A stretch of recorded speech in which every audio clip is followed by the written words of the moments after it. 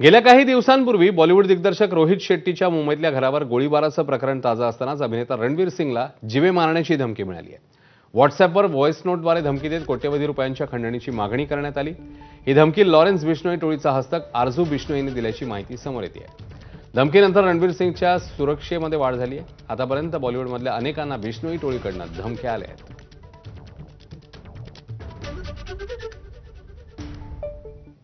आता बातमी वर्ध्यामधून आहे। आर्वीमधील तरुणाची अमरावती जिल्ह्यात हत्या करण्यात आल्याचं समोर आलंय। अमरावतीच्या पथरोड पोलीस ठाण्याच्या हद्दीमध्ये तरुणाचा मृतदेह सापडला। धक्कादायक बाब म्हणजे तरुणाचा मृतदेह जळालेल्या अवस्थेत सापडल्यानं खळबळ उडाली आहे। शाहरुख असं हत्या झालेल्या तरुणाचं नाव आहे। शाहरुख याच्या हत्येची बातमी समजताच त्याचे नातेवाईक आणि मित्रांनी घटनास्थळी धाव घेतली आहे। पोलिसांसोबत त्यांची बाचाबाची झाली।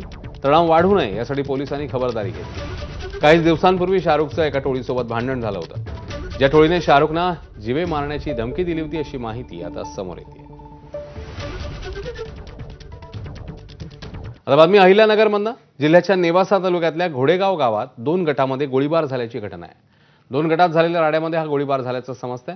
या घटनेत नितीन शिरसाट या तरुणाचा मृत्यू झाला, तर सूरज फुलमाळी हा तरुण गंभीर जखमी झालाय। त्याला पुढील उपचाराकरता पुण्याला नेण्यात आलं। जुन्या वादातनं ही घटना घडल्याचं समोर आलंय।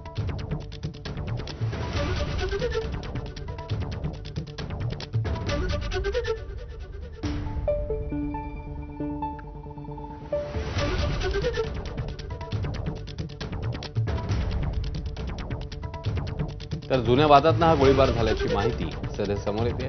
अहिल्यानगरमधली ही घटना।